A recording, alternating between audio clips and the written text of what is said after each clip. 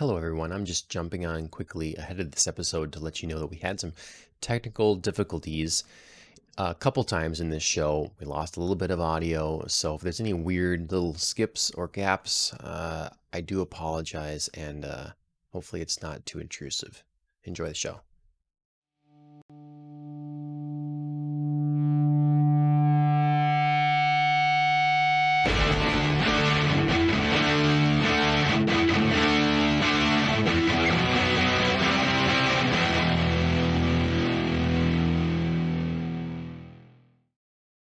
Hello, everyone. Welcome to Popcast on the Rocks, episode 63.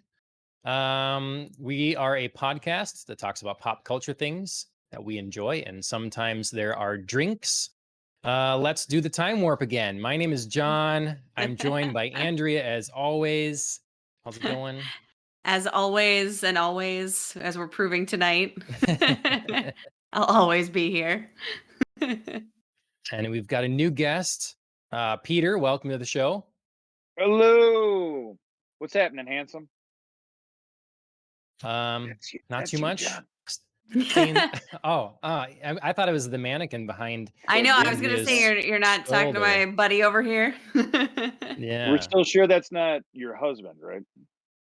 You'll find out Yeah. sometime during the podcast. I was Is it thinking you live should or is just it have a mannequin? slingshot and each episode just like to the nutsack, see if he flinches. It's still the mannequin. Mhm. He does Maybe- look like from this angle he's wearing some like very tight pants. I assure you in real life they're just like pants, but somehow on the podcast they're snug. That's not the flattering thing to say out loud. Like, oh, but on Chris, they're much tighter in certain regions. Hey, you said it. You said it. I didn't have to. No, Yeah, they're I think really he should loose change on his Chris. outfit. Just hangs off him. Yeah. Like parachute pants. God. Oh man. So we'll have to have some fun with the mannequin as time goes on, I feel like.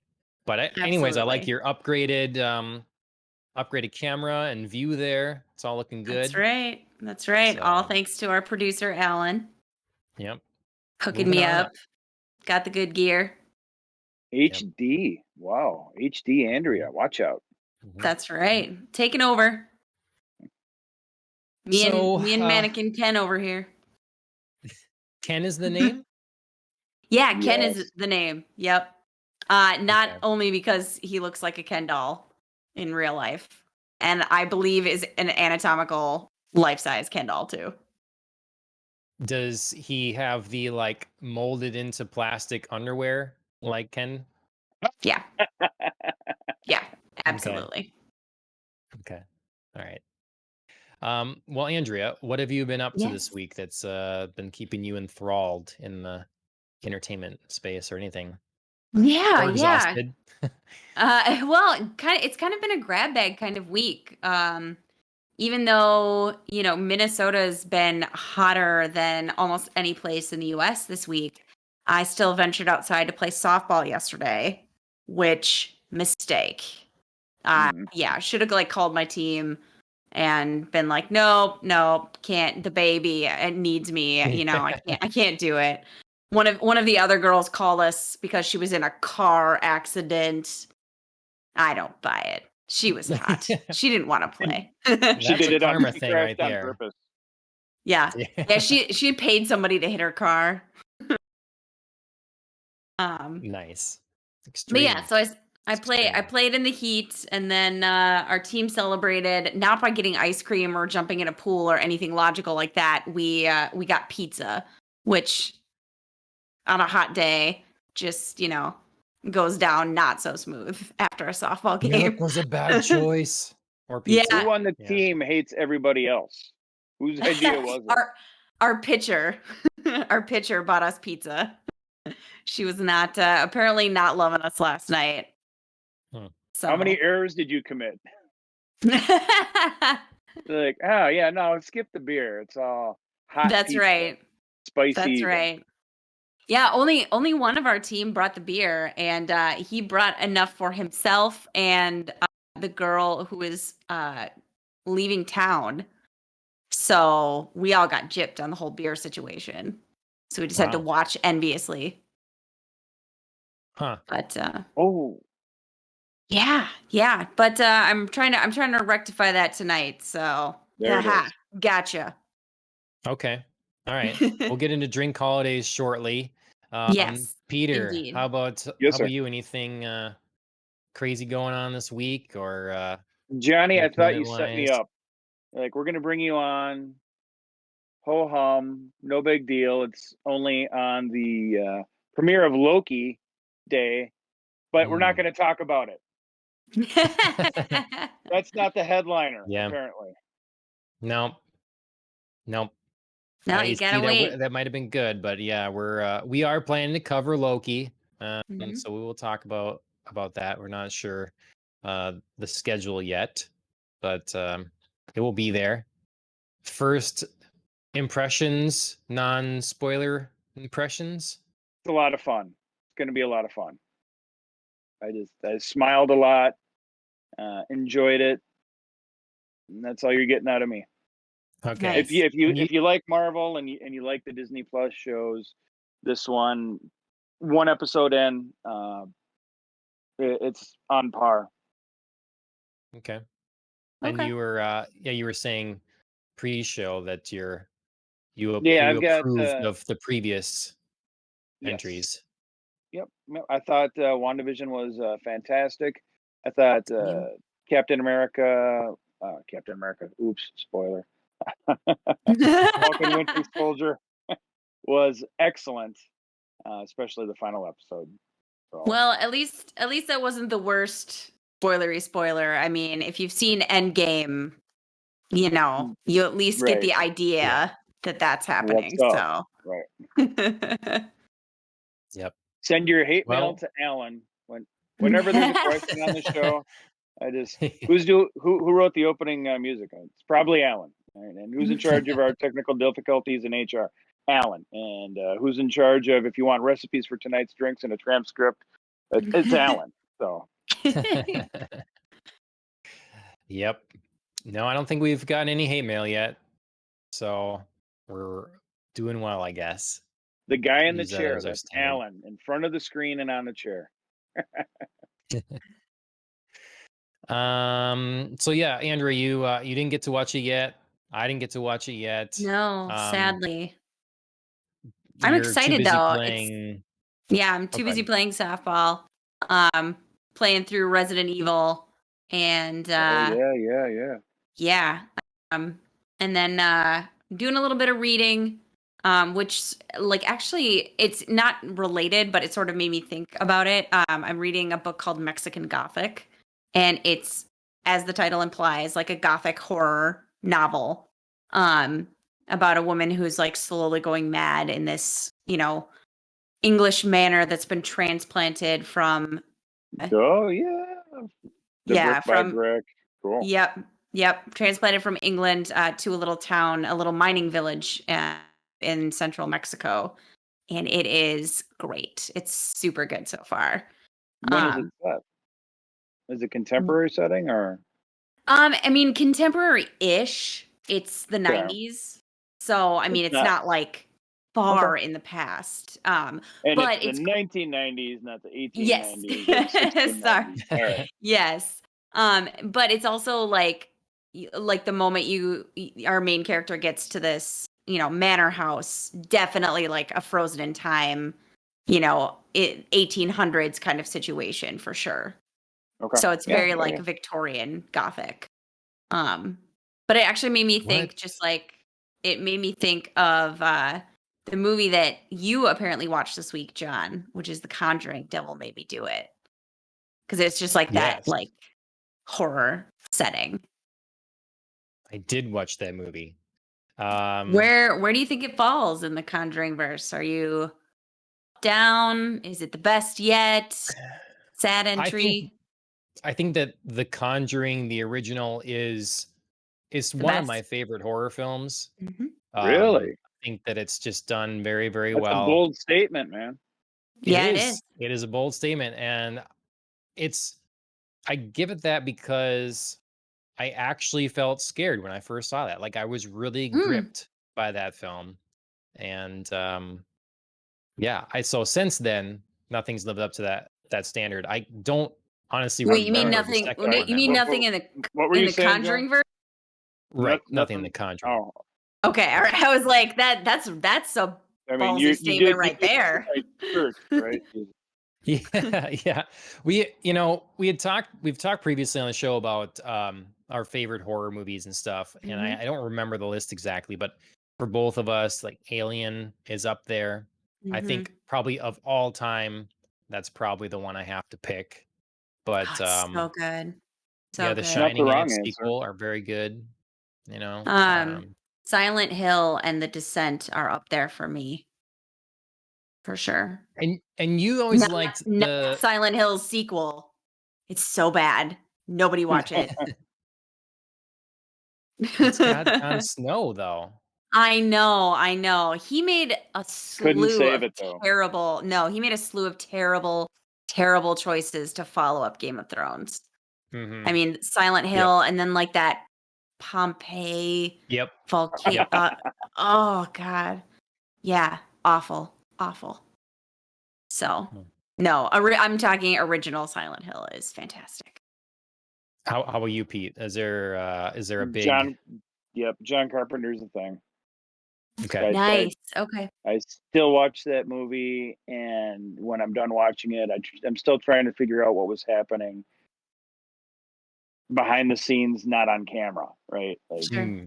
so this is happening here, but what's happening in that room, and what was happening, like trying to get it all pieced together, and it's still one of the movies that's unresolved for me. And at the very I end, definitely need to great watch it ending. again. That's been a while as well. There was a bit of time where I was trying to go through a few more uh classic horror films that I hadn't seen. The Thing was one of Sure. those, and I Yep. just don't remember it well enough. But yeah. Harry was the classic horror movie I watched this year that I'd never seen before. That's solid. Carrie. Okay. Yeah. Yeah, Johnny Yeah. Travolta. Is that the surprise? Yeah. Yeah. Yeah. That was what?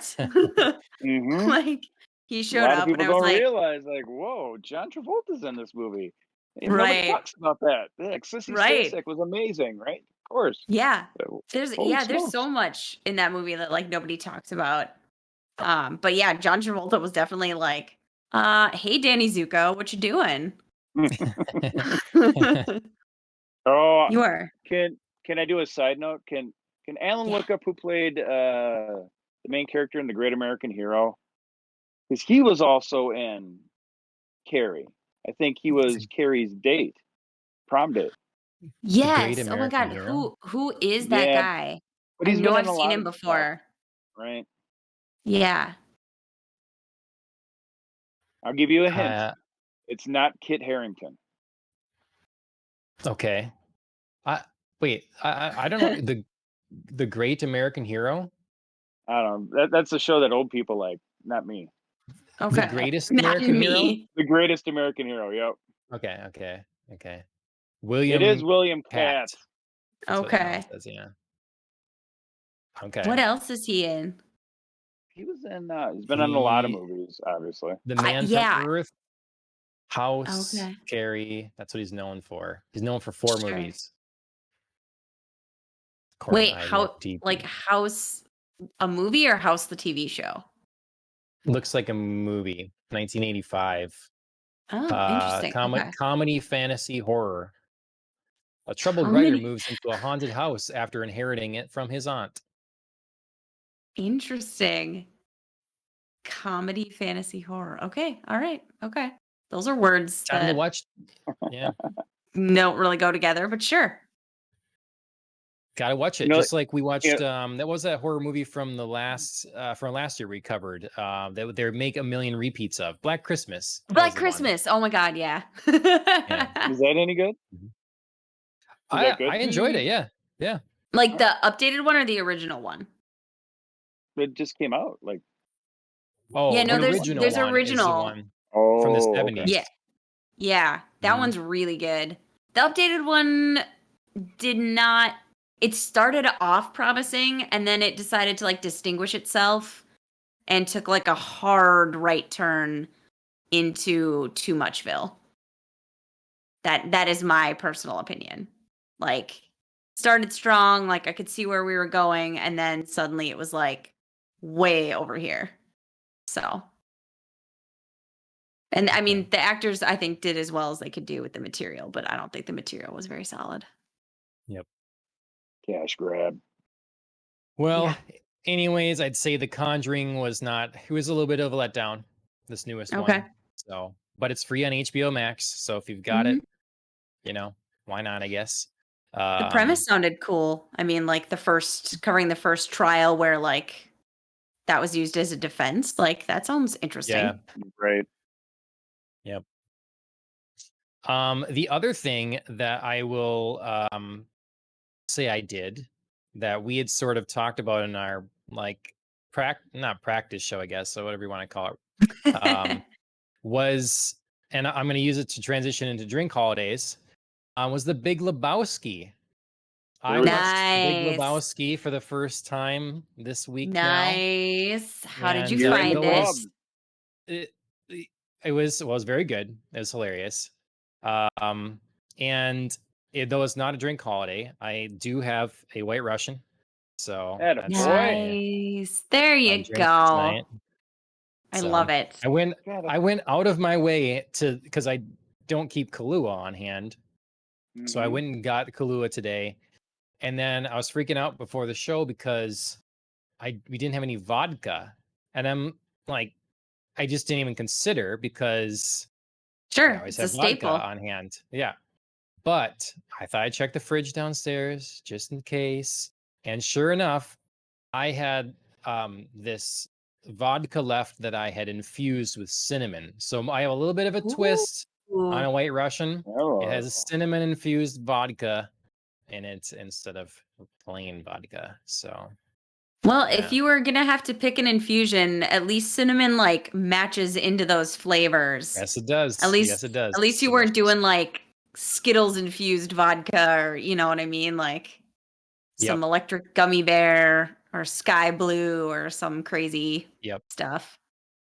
So why don't we, Andrea, let us know what the drink holidays are. We'll see what you guys are drinking. And then I do have some thoughts on the Big Lebowski that I think maybe we could talk about for a moment before we get into a bit of news. And then later in the show, we're going to be talking Shadow and Bone from Netflix. That's the reason we've got Peter on the show today. So yeah. Well, you're talking Lebowski. I wrote a review for Lebowski when I was doing my master's program. I just sent Alan the link, so you can post that if you want to read about the stranger talking about the pot of the dude. So yeah, nice. And I would have worn my Lebowski bowling shirt. I was gonna say a bowling shirt. Yeah. I've got a can of Folgers somewhere in my office with Donnie's remains. Yeah. Yep. I would have come prepared, man. That's right. Maybe Not we'll rolling in here have naked. to. Yeah. I thought about because I thought about not saying anything, and then I did put it in the show notes. So I'm like, okay, I'm giving it up. It's in the show notes. You can. It's so I debated between like complete. I would have brought Sioux City sarsaparilla because that's a good one. Man. Yep. Yep. But Well, we Andrew, it digress. didn't look like you had Sioux City sarsaparilla. Unfortunately, no, man. Yeah, this could have been a whole thing going on here. We could have all grabbed a little something from the show. No, I've got my revenge beer going on here for the beer that I did not get to drink last night. Nice. It's a Beaver Brewing IPA, Straggler. It's very good. I like it a lot. I'm not sure why. Like Chris bought it at some point. I'm not sure exactly why, but good on him. It's a nice, refreshing summer beer. Is this where we make innuendo? You can. Yes. You can. All right. Wait, I was gonna like cover up Ken over here. There you go. Dirty jokes. Anyway. Good thing we're not billing ourselves as too family friendly here. Only So some. no, so Depends I'm. upon the family. That's true. That's true. To each their own. Now that we're expanding our little family, Yes, everybody's congratulations, got by their the own way. rules, man. Thank you. Mm. But yeah, so I'm enjoying my beer. Sadly, and not in keeping with any of the holidays that are listed this week. June 12th coming up. This Saturday is both World Gin Day and National Rosé Day. So those are the holidays that you can celebrate this week, should you choose to do so. Though I don't know that any of us are, unless Pete's got a surprise for us. I did not bring my rosé, but my wife, she might come strapped. She Rosé all day. oh my goodness. We were out at an establishment after midnight recently, and she told the server that she wanted the largest Diet Coke they had and a Prosecco chaser, and he came out with a carafe of Diet Coke and a nice little wine glass of Prosecco, and she took a sip, and I took a picture, and my God, she's in heaven. It's like the happiest she's been.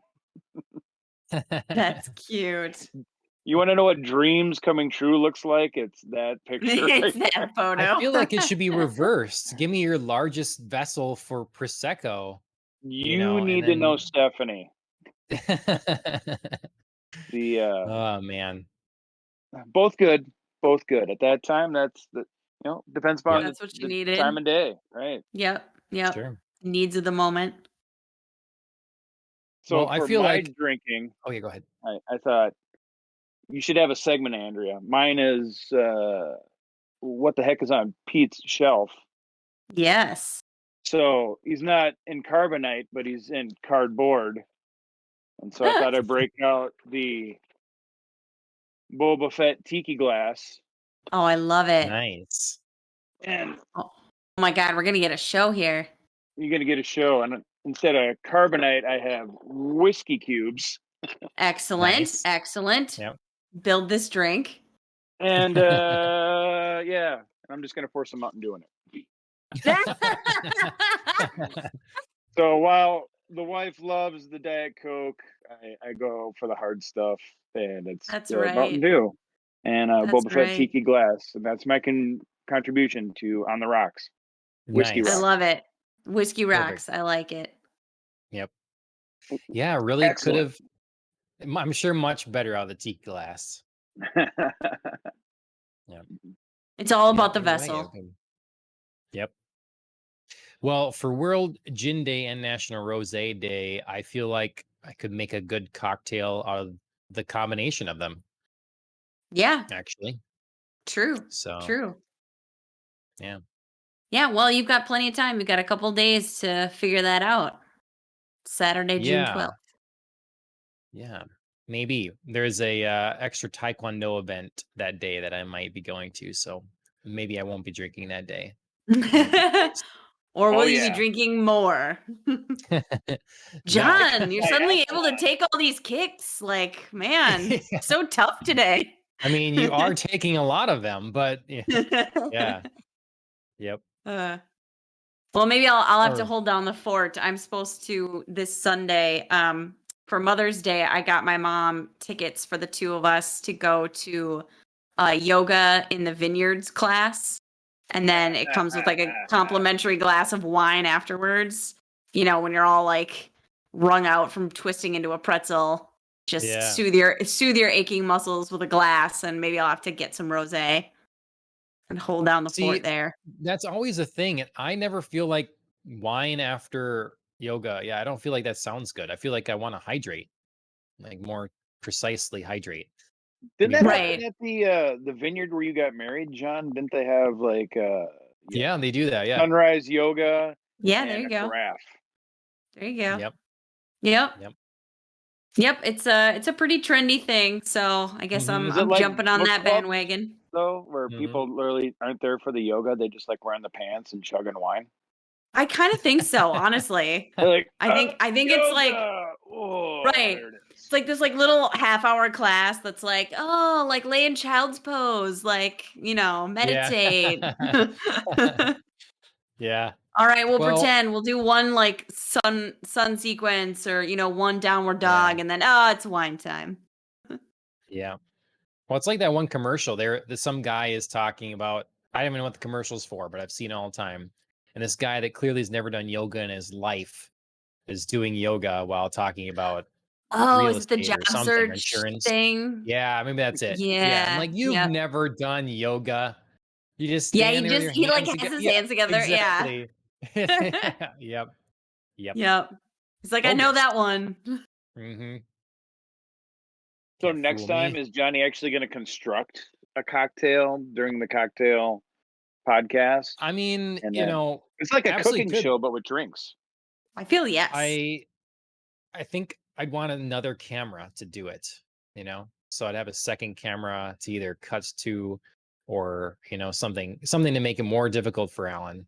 Is that when you like put on the GoPro on your head? Yeah. Yep. And then you I'm put not- the camera on the shaker? Oh my I'm gosh. gonna move up Ken's arms so they're like holding straight out and just like put the glass in it and just like mix things, have him shake it. Yeah. It could be Alan, underneath the strainer. It's like, this is, get creative, man. I mean, I could shoot that video, but Yeah. it wouldn't be live. It wouldn't be live. So, yeah. All right, we have some news we're talking cameras. We're moving from one tech segments to another, I guess. Andrew, you found this gaming device Yeah. that I remember hearing about back in 2019, but it's Okay. been a while. Well, Want to fill yeah, us in what's happening here? Yeah.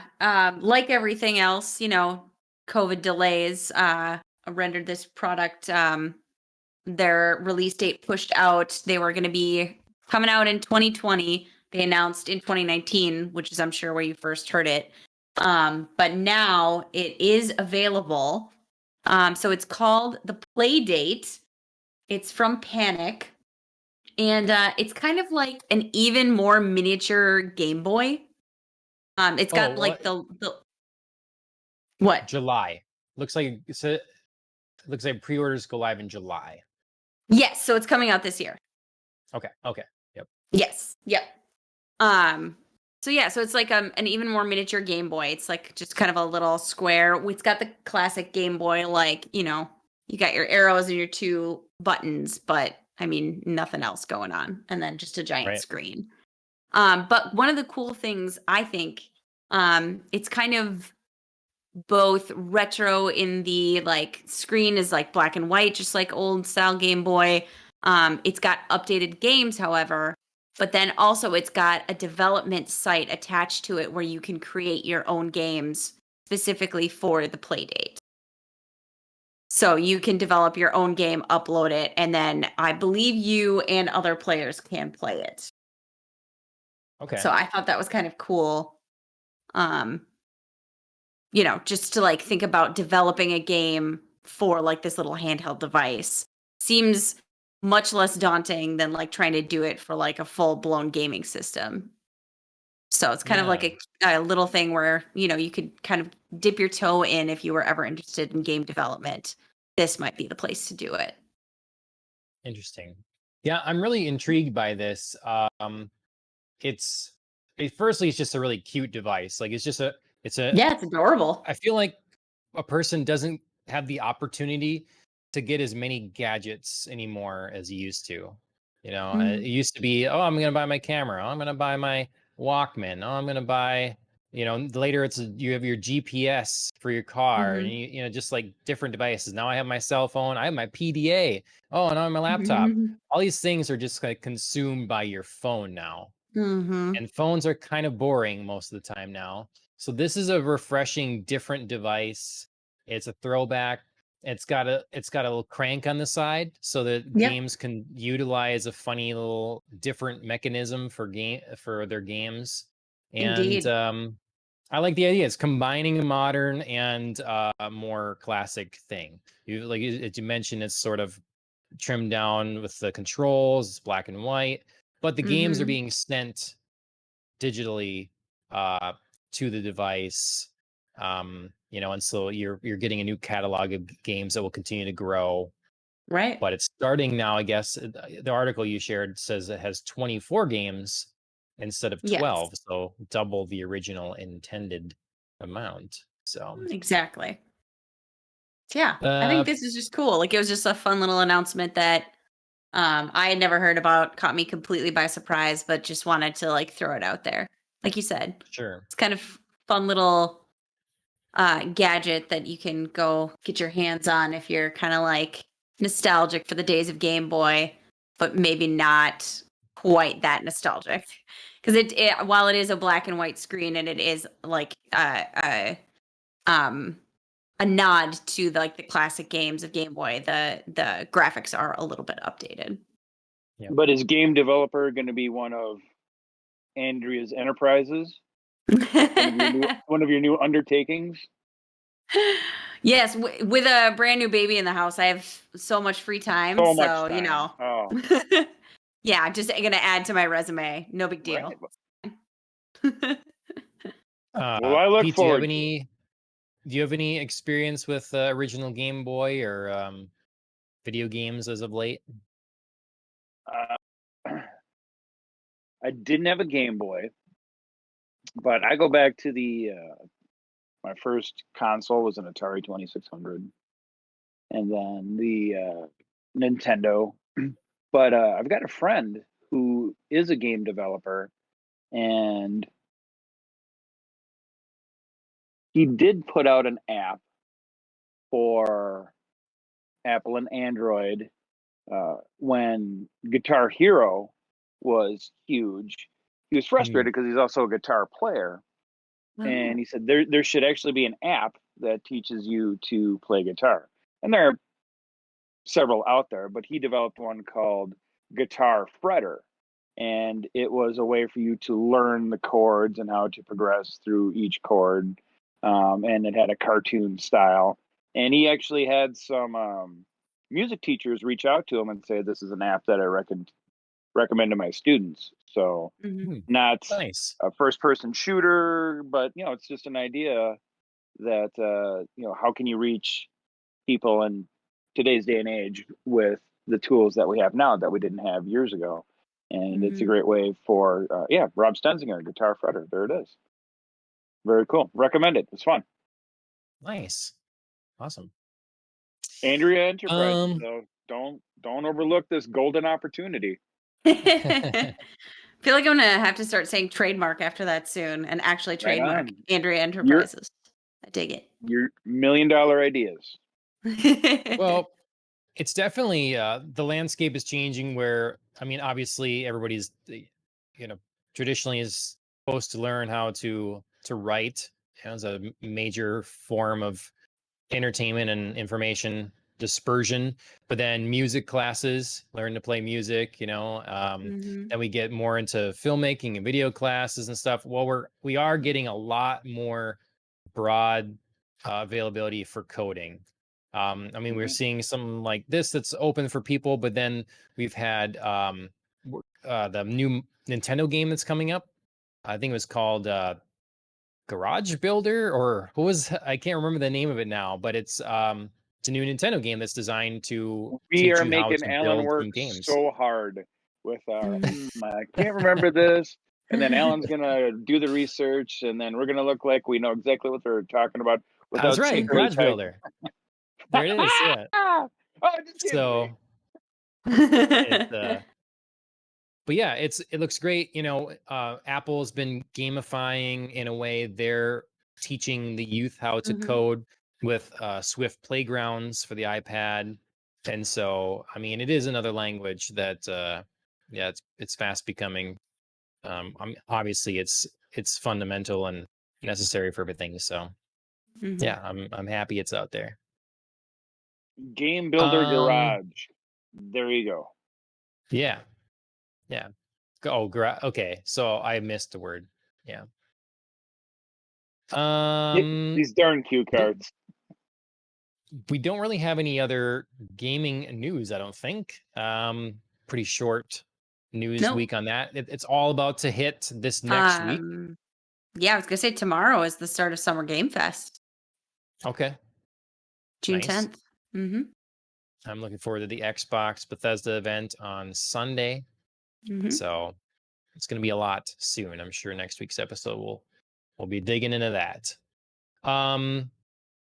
Marvel though is always in the news, it seems, and not only did Loki start today, this Wednesday, but Mm-hmm. you found a couple other, or at least one other Marvel related story. Yeah, I found an interesting piece on WandaVision.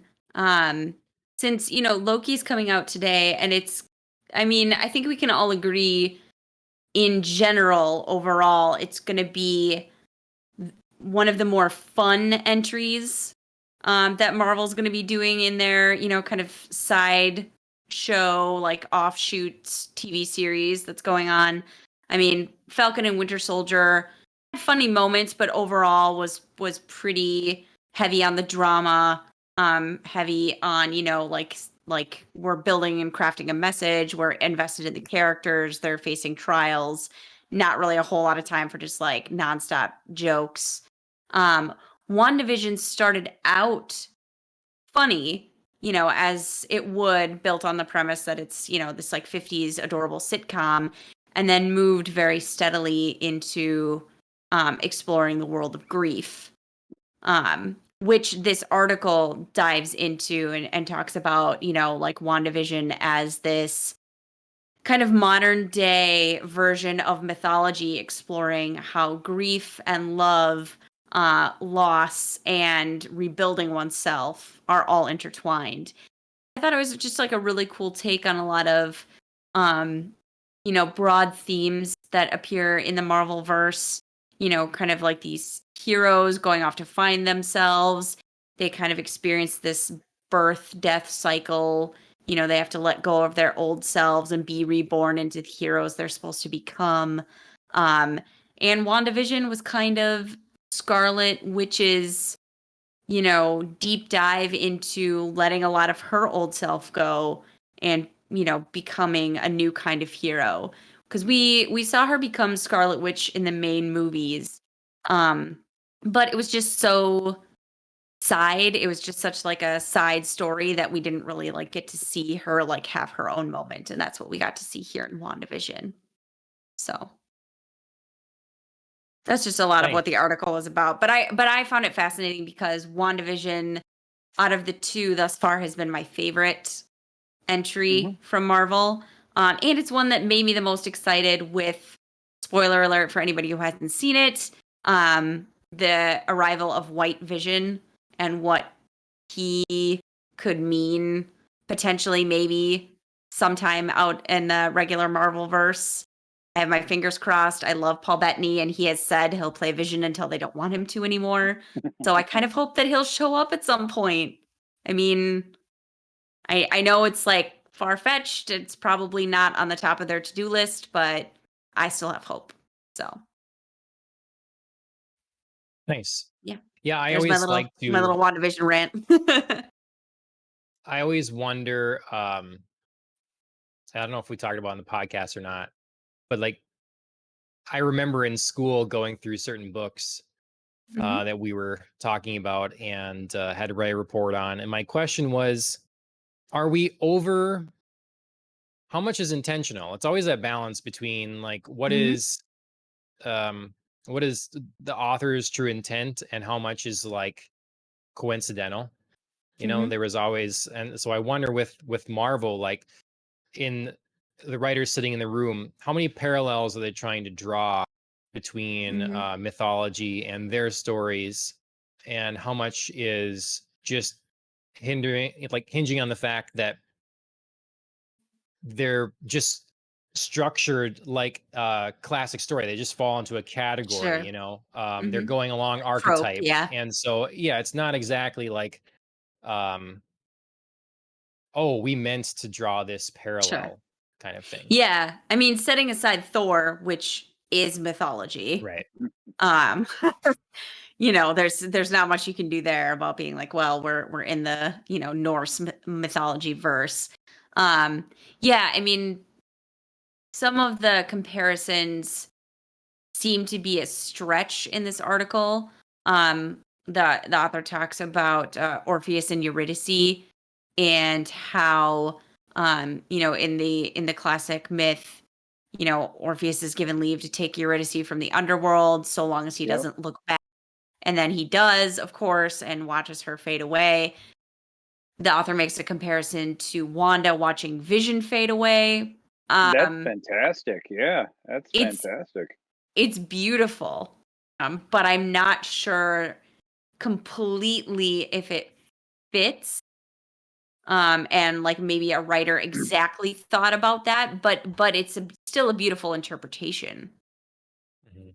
The reason I question these things sometimes, or probably amongst a number of reasons, but is that you can listen to someone be interviewed about their project, what they've created, and sometimes even an actor, and sometimes you can tell they are very thoughtful about Mm-hmm. what they intended, the mindset they put themselves in when they're doing a role, the research they've done, whatever it may be. And then there's other people like, you know, there was a script and I read it and I did the thing. Or the writers, they're trying to the draw they're trying to speak to something that is barely present in the end result. Mm-hmm. And so I wonder, I don't know. You guys ever think of that? Like, oh, you're giving them too much credit. You're drawing too many parallels for these people that probably had no idea or half an idea of what they were really doing here, and it worked out for them. And it's kind of like hindsight's 2020. You look back and now you can make all these connections and Sure. uh, Um, as a writer, I often just start. Just an idea grabs me and I go for it, and I get really excited and I go for quite a long ways until I run out of steam, and then Mm-hmm. I look back at what I've written, and you always feel really excited about what you've accomplished, and then you start noticing the parallels. So whether you intend them to be there or not, they're there. Mm-hmm. So the ones that I recognize, I try to put my own twist on it, or at least in some way cleverly acknowledge them. Um, capitalize on that. right. With your specific reference to WandaVision, I mean, there's a team of writers on this show, and Mm-hmm. I would guess there is, and I'm just guessing, there's at least one person in the room who is well versed on mythology, and a lot of the stories are based on mythology. So when one person comes up with an idea, you can easily see that there's another person going, "Oh, that's just like Oedipus and Euripides." And as soon as you said that, Andrea, yeah, it's not something that I thought of while watching that episode, but I'm like, there's a parallel there, and it's not Yeah. perfect, Mm-hmm. and it shouldn't be identical. Like, oh, he's a pillar of salt and he dissolves, and that kind of happened. Right. Spoiler alert, sorry, but yes, once you say it, then I can make the connection, and then you Mm-hmm. have that aha moment. And for better or worse, I mean, it's there. Like, it'd be nice to say, you know what, I had this original idea, and too bad somebody thousands of years ago had the same idea. But does that mean Right. I can't use it anymore? There's a great book out there, and the name of it escapes me. Sorry, Alan. But it basically said that there's 38 different plots. That's it. You can distill Mm, every story in every language, and they will fit into one of 38 different plots. Sure. Stranger comes to town. Okay. I mean, that's it. That's several hundred, if not thousands of different, stories, whether novels or movies. So we can pick it apart and say, oh, wave our finger. But at the same time, it's so incredibly difficult to do something completely original. It's the details Mm-hmm. yep. that are going to separate it more than the overarching plot lines and the Right. archetypal characters. Sure. And can they move you in a certain way? Can they piss you Mm-hmm. off, make you laugh, make you have the aha moment? And like, sure, we can Mm-hmm. all share in that, whether we appreciate it or go, I would have done it differently, and it would Sure. have resonated with me in a different way. So, yeah, but that's just Totally. some guy in his office rambling and saying, I write No, too. I no, it's and it speaks maybe to, the way we're wired and the way we think and the way we appreciate drama and stories, like almost on a biological level, maybe Mhm. that these are the kinds of stories we can write and that resonate with Mhm. us, and that maybe that Mhm. is finite. And I will use to me it relates to this next topic. Yeah. We can jump back and forth if we need to, whatever. But um, something you said worked well with this. So I found this story. It's been going around and stuff about how the demand for manga and anime year over year has skyrocketed. It's up Mhm. 30+%. And in the meantime, Western comics are on the downslide, at Mhm. least from the big players. And there is a myriad, I'm sure, of factors in this. But one of those things I think might be the reason is that, and Andrea and I've talked about this on the show a lot, is the complete absence of creativity in, well, often in Hollywood, but I certainly think in the Marvel and DC comic book space. And when you talk about something where we do is have, say, we have 38 stories that can be told, how many times? Okay, there, Alan found it. Oh, you found it. Oh, sorry. 36 dramatic situations by Oh, okay. George Interesting. Pulte. So 36. How many times can you tell those same things, but have it be Batman Every over the sports course? movie is an underdog. Okay, so there's one, Yep. plot or one story, right? So every sports movie is the underdog. Mhm. A newer thing like Demon Slayer, these things are they're different. They're varied, and people are craving these new stories, Mhm. and they're so I'd I almost don't know. I'd almost argue like it's like my mom wanting to go to a new restaurant but still ordering a hamburger, right? They want something new but familiar. Yes. Well, So they want something new. They want anime, right? Or mhm. comics, right? But they want something new. So they can tell the same, like teen angsty Spider-Man type story, but now it's with uh, My Hero Academia. Like, oh no, Yep. I'm a kid who doesn't have any powers, and then suddenly I have all the Mhm. powers, but I got to keep it a secret. Sure. It's there are parallels. I'm not saying they're identical, but Yeah, it's no, I get you. new but familiar. Yep. We have a Well, vampire story with the Demon Slayer, but it's not, the House of Dracula. It's not Blade. mhm. It, but it's got a twist on it. So Hmm.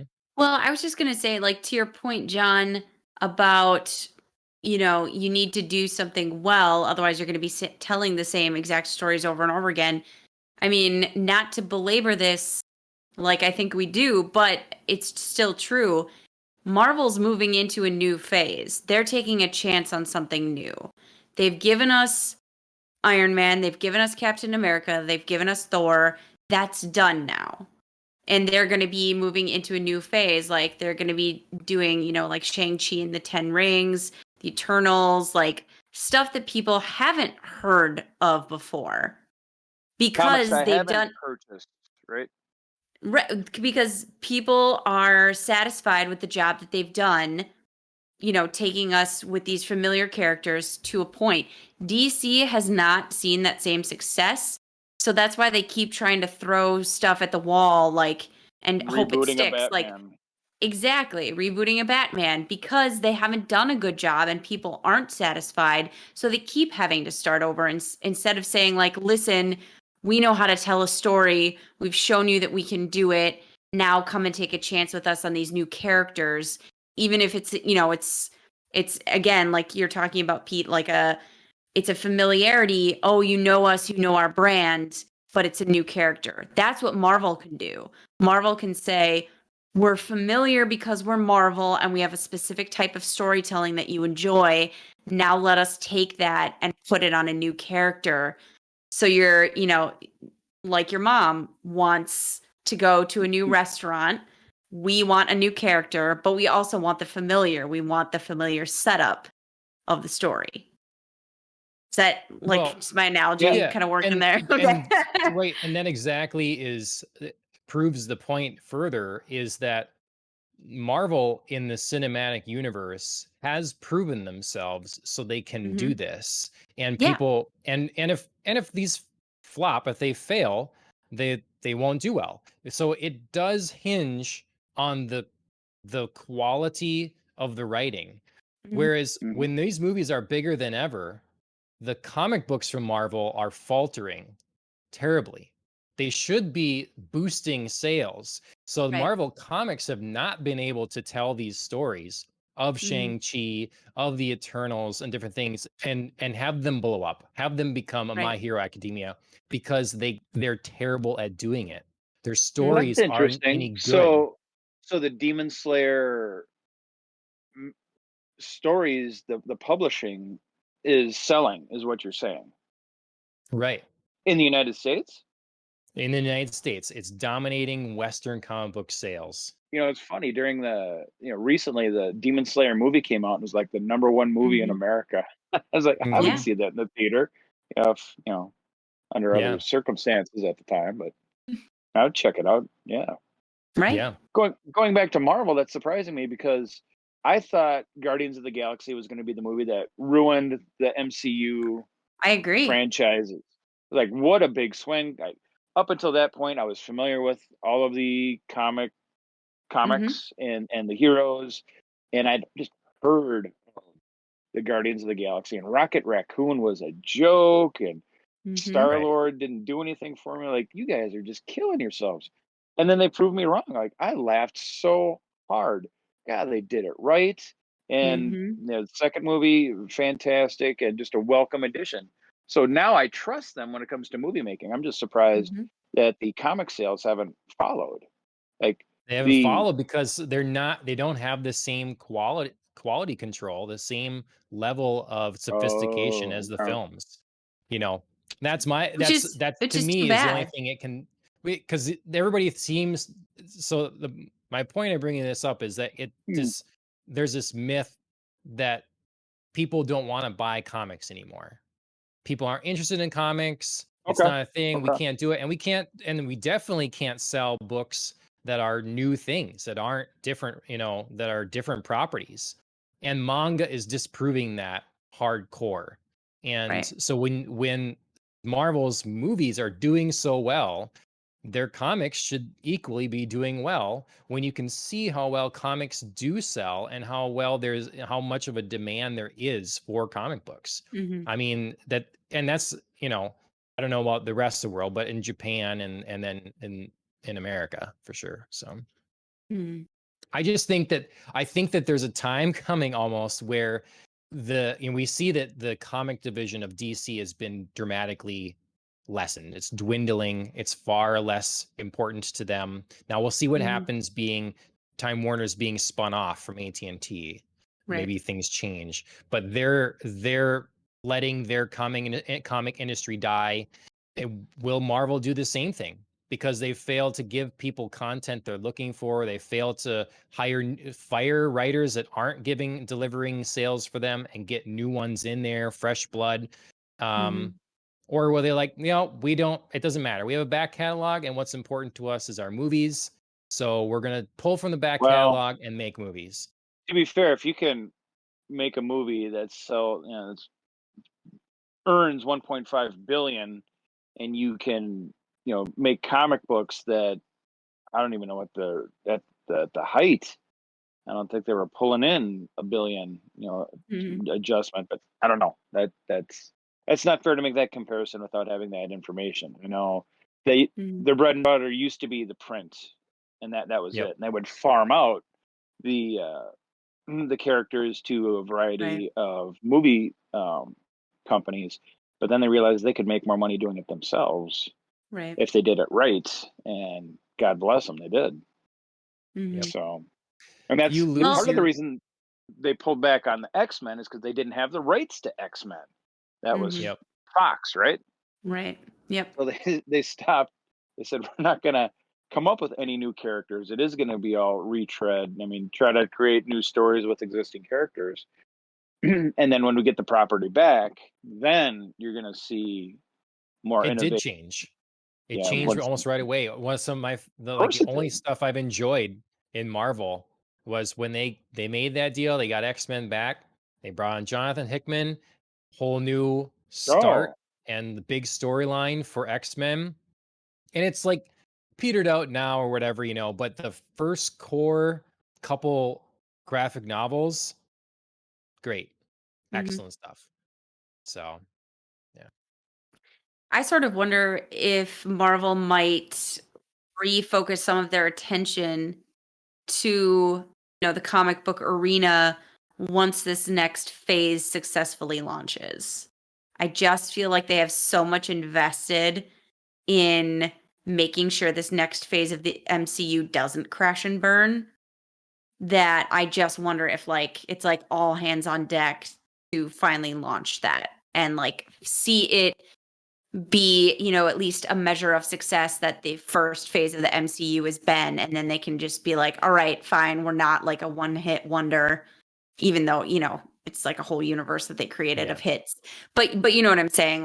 We don't just have the capability to do this with Iron Man, Captain America, Thor. We have the capability to do this with, the lesser known material. Now we can breathe easy and maybe refocus some of our attention. I won't hold my breath. Yeah, I mean, it's a theory. It's, the it's Venom, Johnny. Oh, the oh scalding, jeez. burns. Yeah. All right. But Well, Both it's do. it's certainly, more, I mean, as plausible as anything out there. The Japanese anime is the shiny new toy right now. And Mhm. eventually the next generation might go, oh, you know what, that's boring. And then, oh, look at all this old stuff that's cool now. So could be a blip or it could be something greater. And time will yeah. tell. Yeah. Yeah, we do seem to Well, go in cycles of what's the hot thing?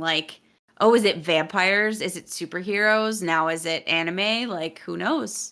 see, but that's the thing is that anime and manga covers those bases no matter what. Like if the hot thing is So do Marvel vampires, Comics. Yeah, but Marvel do Comics has they? yeah, Like they do. I mean, like they come up with what's the new big vampire comic from Marvel or DC? You know, Blade. that's not new. They didn't. There's not been a resurgence of Blade. I know they're gonna do a movie, It's but coming, right? I know it's I coming mean, as a movie. I'm telling you because it's the movies that they focus on and hire talent for, and they let a bunch Mhm. of hacks write books for them. I answered your question and you shot it down. I gave you an example. Right. Well, I'm just One saying. one piece of evidence still counts, right? Yeah, look, Blade's great. I'm just saying it wasn't a response to the vampire, because Blade's been around for a long time, Saying and it's we didn't. cyclical, right? So Blade Yeah. was popular, popularity waned. Okay, now they're rebooting it. It's been a long time, right? Mhm. And they will, yeah, hopefully do a great job because I thought, there was a Blade TV show. Actually, it's on Spike Network. Nobody else Oh likes That's to god. admit right. Oh, it. Spike. Yeah, Oh, I forgot Spike's about Spike's that. had some truly awful adaptations of some of my favorite things. but in that Oh, really? incarnation of Blade, they mentioned Yes, Mark Spector. So if they season did. 2 would have happened, Moon Knight would have been with Blade So in season 2 of Blade. I'm Ah, talking Blade, and I'm also talking Dresden Files. They put out a Oh, truly awful adaptation of that just broke my heart because they got the most basic things wrong, including the main character and what he's supposed to look like. So oops. wow. just saying, Spike TV, I try I again. think I'm gonna bring this up again. Probably in Shadow and Bone. Okay. when we get to it here, Vampires, because got it. I am I'm finding that, the fans always get screwed. So it's best to be a fan of one thing, because Oh, you mean like if you don't weren't a don't read the fan of books? Dresden, right? If you weren't a fan of their Right. source Uh, material, you wouldn't have. Because I have a feeling that if I was a diehard fan of Shadow and Mm. Bone, probably the let's get show into might it. not be okay. We're at the Sure, 1 hour yeah. mark, and we've been teasing Shadow and Bone from Let's do it. moment one. And yep, Let's you have jump right in. a very good point, John. Okay. Yeah. All right. So Shadow and Bone, spoilers for Shadow and Bone from Netflix. I have not read any of the books from which Feel it is based, I, but there's shame Andrew on my has. house that I have not read it either. And Okay. So It's we all right. got I mean, very I've intriguing. only read the first two. I haven't exactly read the entire trilogy, and I haven't read like the offshoots in what is known as the Grishaverse by Leah Bardugo. the Grisha verse. Okay. All right. Yes. Mm-hmm. Okay. So I got a later start on this. Both of you kind of came at me and said, "Hey, this is a cool looking show." So then I jumped on it. Start Was with our resistant. I didn't need a new show, but it was brand new okay. on Netflix, and I'm like, I'll give it a shot. And I watched the first half. I'm like, I'm gonna like this. I wasn't ready to like it. I wasn't ready to invest time in binging Mm-hmm. it, but cancel all other plans. This is really good. Yes, I agree. And To I someone mean, who it's, hasn't read the books. to someone who has, it is very good. Okay. My criticisms of the show, like coming from a book standpoint, are I think fairly minimal. There's only maybe one that I'm disappointed about, but it's not like enough to turn me off the show. And we can and as it happens in the finale, I can talk about it later. But overall, like, oh Didn't you do yeah, it show first and then read them? no, mm-mm. Oh, okay. No, I had mentioned the show because I found it first, and was excited about it, and then read like spoiler-free reviews that were all saying, the show is better than the book. The show is better than the book. And as someone who always like loves the book more, I was like, whoa, like I have to now read the book and watch the show and see what I think. So I did hold off on the show and read the book first. Good for Okay. you. It was tough. I was very excited. And like, who doesn't just like love a good Netflix binge, like settling down, getting in and being like, I'm about to, go crazy on this, show and go 8 hours, no breaks. But no, I read the book. I was patient. All right. So in the end, would agree or no that the show is better than the source? So I actually would say the show does a lot of things better than the books, including, I think, set a bit of a more mature tone. The books are young adult. So, I mean, they're obviously geared towards a certain audience and they're not going to be like fully adult, fully mature. You're still going to get that like teen angst, you know. And I think that's a little too present in the books. Be distracting at times, coming from an adult perspective. Sometimes it's hard to like remember what it was like as a teen, and I think this show does like a nice job of like not staying too long in like angsty emo teenness. And it is nice that this show is definitely like multi-perspective, whereas in the books we only get Alina's perspective. So a lot of the agency that other characters are given in the show, especially Mal, we don't get to see that. We So just that is an improvement. That is a big improvement. yeah, Okay. yeah. So I really appreciated that not only Mal's character felt expanded and enriched and not in like a forced way, but also like there were other characters that I felt had more to do. Other of the Grisha had more responsibilities, had their own autonomy. Zoya was a more fully fleshed out character in the show. In the books, we're seeing her as like Alina's foil, and that's all we get. There's no like redemptive qualities. So there was a lot more heft, I thought, to the show that I enjoyed.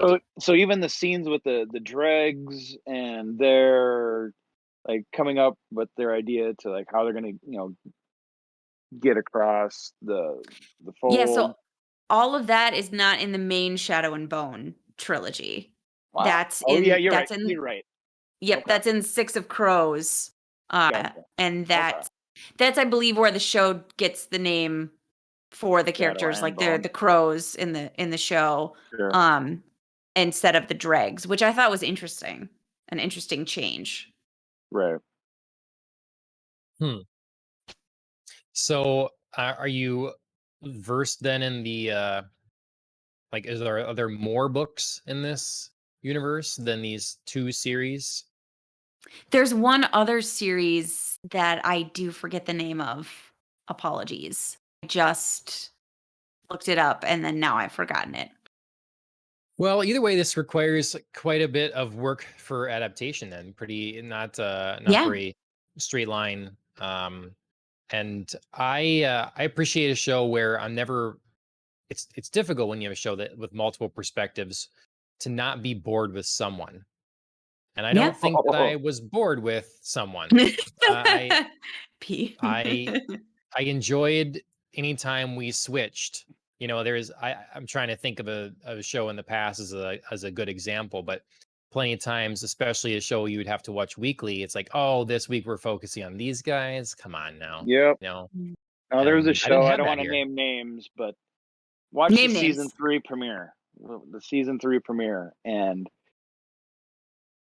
this character came on. I'm like, oh, don't want to watch this character. The second character came on. I'm like, hate this one too. Third one came on. I'm like, why am I even watching this show? I realized I was watching this. I was hate watching the show because I liked Lost. the other show it was spun off on from so much, and yeah, that was it. Yeah, now I really need to know. You got to name some names. Fear the Walking Dead. Ah, gotcha. Frasier. Oh, It was Gotcha. Frasier. Frasier. How dare you, No, Alan? that was fantastic. Oh, and who's the head writer of your podcast? It's Alan. Well, yeah, season 3 is like, oh, I'm done with each and every one of you. And then I think it was season 4 was then they brought in like a whole new cast, and by then I was like, too Mhm. bad, done with you. Right. Yeah. Sure. Yep. No, it makes a big difference, and I was invested in everyone's story. I wanted to ask. I don't know which best way to tackle the show. I guess I should say I appreciate the complexity that Mhm. we're given and we're thrown in. I don't know what's happening. I don't know the geopolitical situation. Who I should be for. Who I really agree with or not. And we get some more clarity as things go on, but it still remains Murky. complicated. Oh yeah, I no, it's a really good universe. I was really impressed with the political aspect, as you mentioned. There's war, and then there's fractions within the armies and personal agendas, and then the technology. And I love seeing that. As a writer, it's I think a lot of people had that similar idea. Like you have magic and you have technology, and what happens when you have technology at a very uh, remedial level, and as it advances and it closes the gap with magic, and that's very Mhm. powerful to see. And I seeing this realized on screen, just in like, man, I should like generate my own ideas faster, because that how they did it was really impressive. Mhm. Yep. I won't. There. Yeah, don't want to give away too many spoilers, but it really comes to a head in one scene where like there's a showdown, and It's not. We're full spoilers for Shadow and Bone. You can give Yeah, away yep. whatever you want. If you're watching this now and you have not seen Shadow and Bone on Netflix all the way through, turn it off. Come when back. they Right.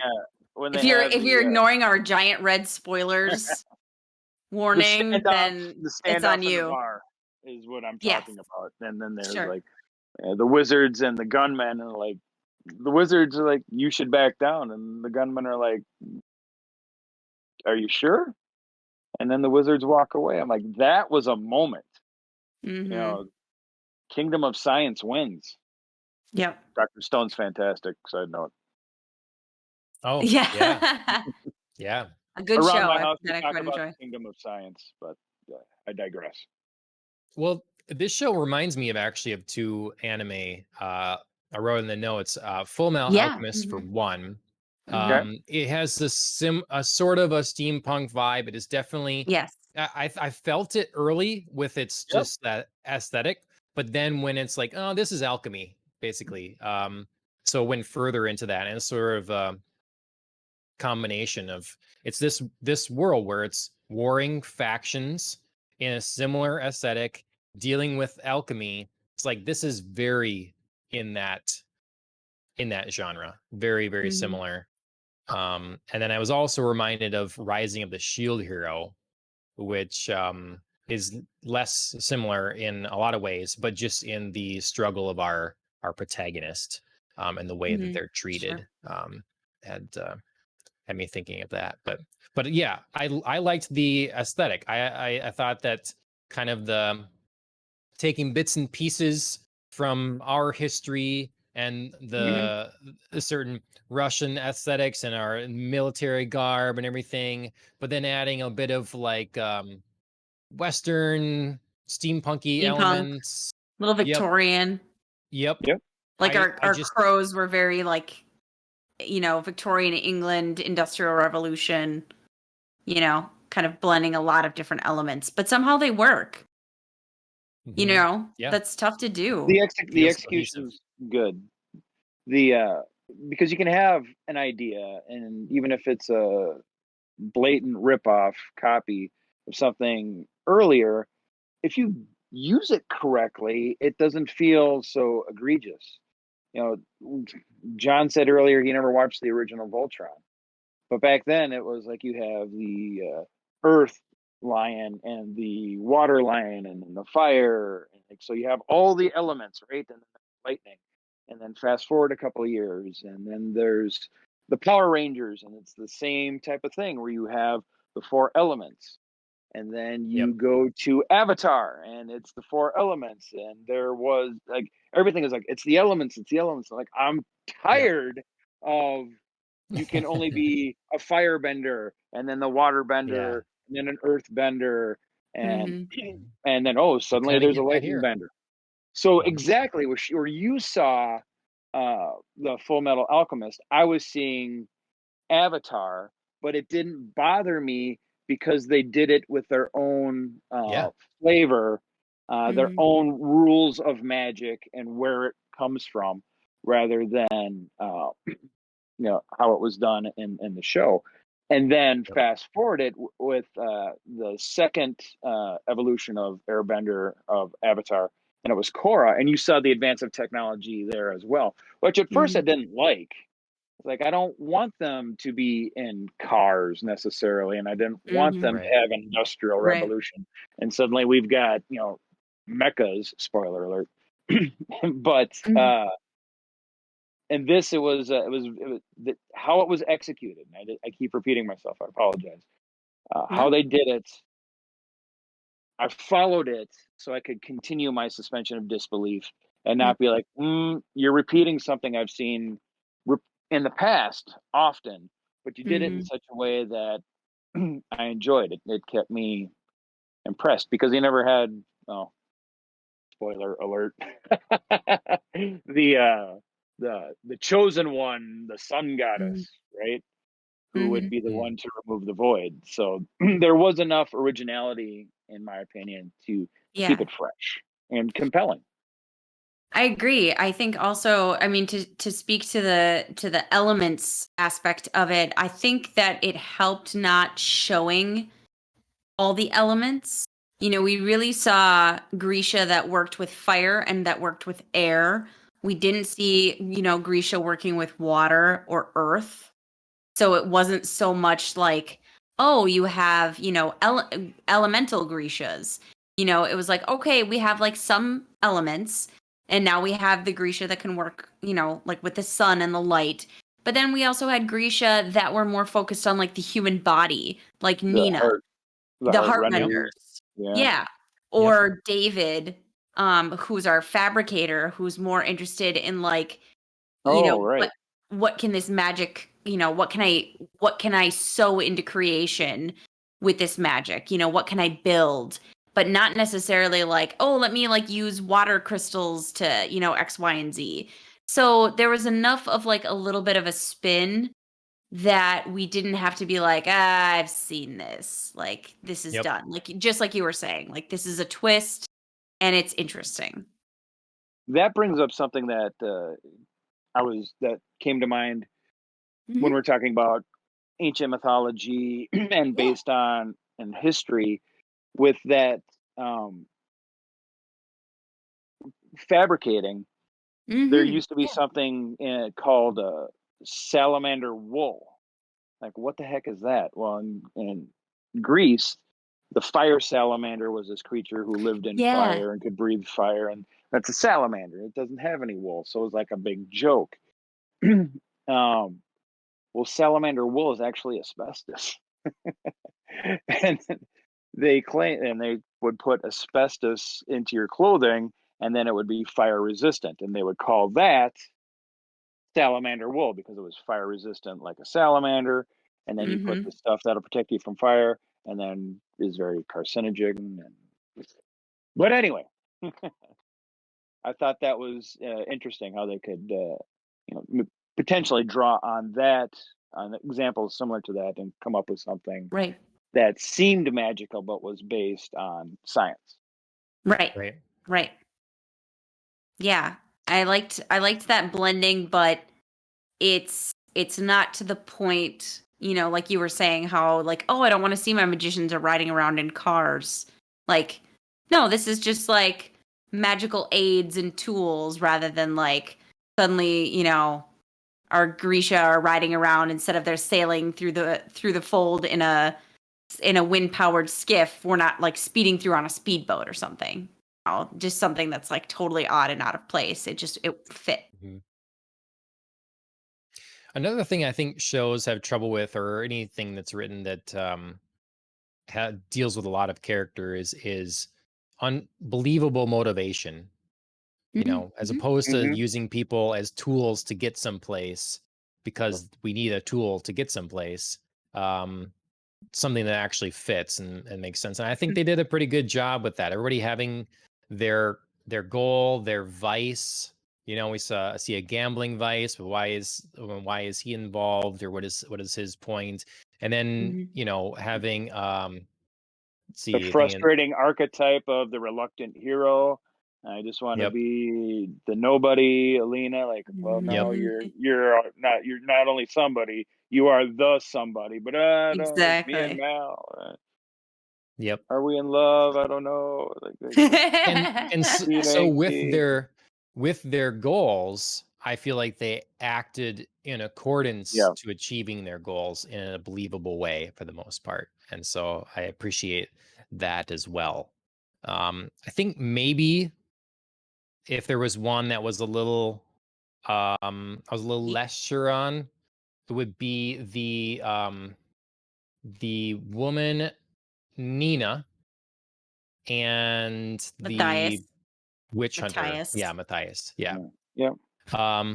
Though I enjoyed that, it did feel more separate, and Hmm. I thought maybe his transition to okay, I like you. Maybe that, you know, if I had to pick on something, maybe that was Hmm. less believable. Well, the Well, introduction of her character and that whole plot line did seem wedged in because we're heavily invested in the main storyline and the storyline of the crows and what's going on there, and then kind of out of the blue, they're like, oh, and then here's this woman, spoiler alert, getting abducted. Mhm. So like, but no, don't.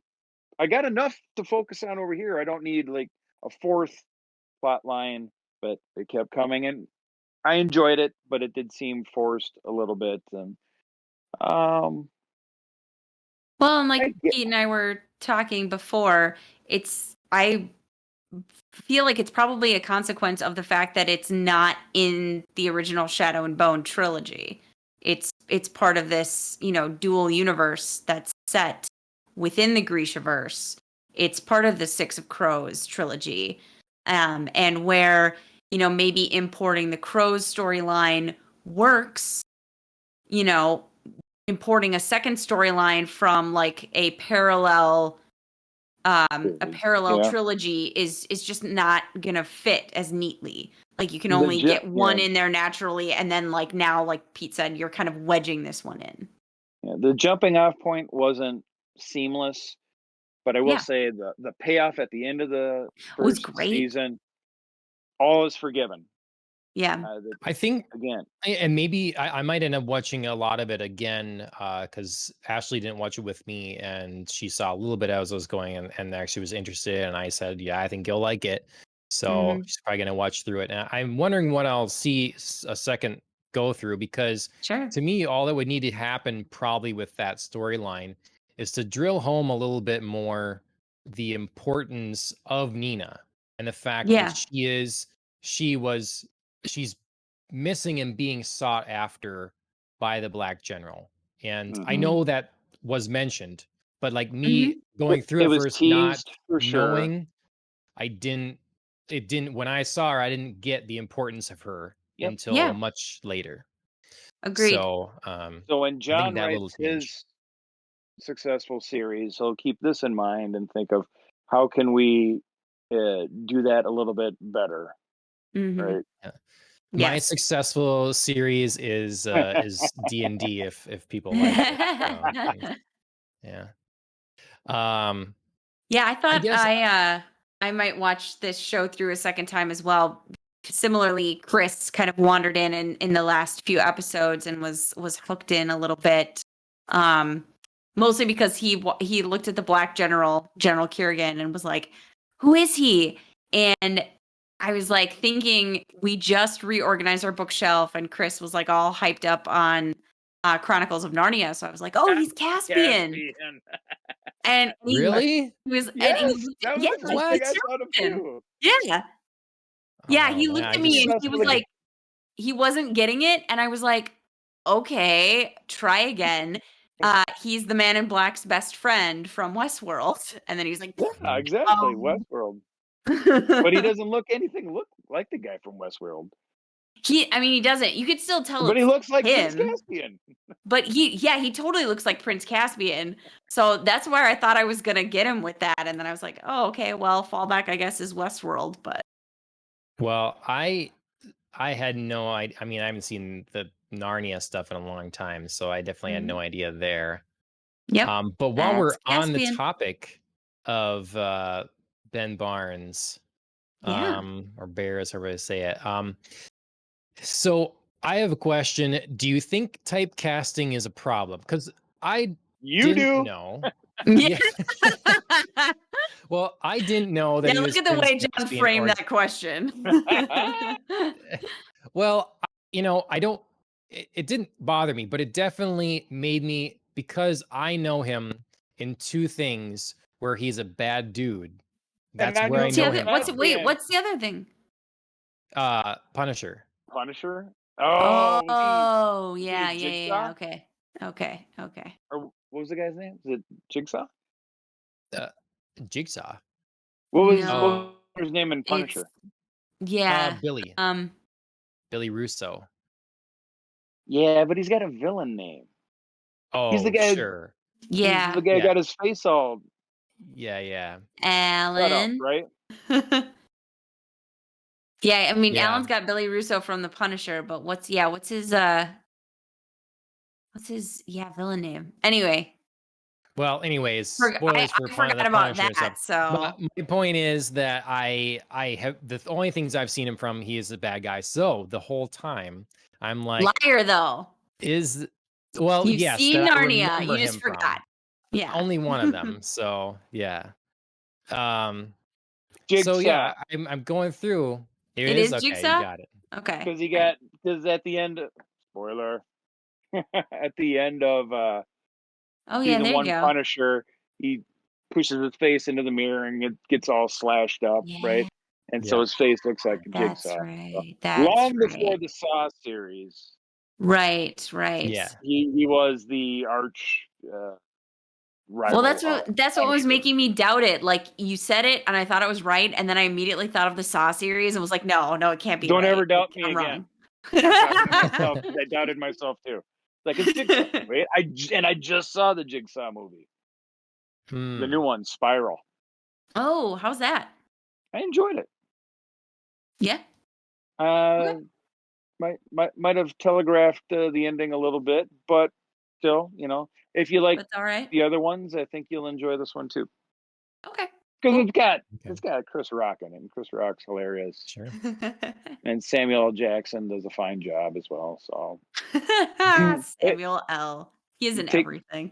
take my $5 to $10 and give me 2 hours of entertainment, and we're all gonna win. So We're square. All right. yeah, So you guys, I take it then, did not have a problem with no, seeing like. So what did you think of the Black But General as you went? What as you went because along? I How when it see, comes to here's typecasting, I was just gonna say, here's my problem. I already knew what was gonna happen because I read the book. yes, Okay. yes. Okay. So there So was I no didn't like, think like, oh, but typecasting. I just was like, I know what's gonna happen. for me, it was the Okay. opposite because I said he was Prince Caspian. I'm like, oh, he must be a good guy. Yeah. Okay. And then I looked him up because I like, God, what else has he been in? And I saw, oh, he was the good bad guy from Mhm. Westworld. I'm like, Yep. all done. Yep. And Okay. impressive because I loved him in Westworld, and Yeah. Narnia was okay. Yeah. It's- It's fine. Yeah, no, uh, I knew what was gonna happen, so I didn't think like typecasting. I also like enjoyed the early moments where I was like, oh, everybody doesn't know yet. You know what I mean? Like it didn't right. hamper my Yeah. enjoyment of yeah. the story to like, that I knew where it was going. I was still like, they're doing such a good job with this. Like it's hard not to telegraph where you're gonna go, especially, with somebody like the Black General, like, calling him the Black General or like dressing all in black. Like it's so, they did a good job of being like, despite these markers, like he could still be a good Right. guy. Yeah. No, I Nah, I I think agree. I think we knew he was going to be a bad guy at some point. But what's that He point? And yeah, Well, I and like how bad was he the going to back be? and You know what I forth. mean? Like, and was back it going to be like, relative, right?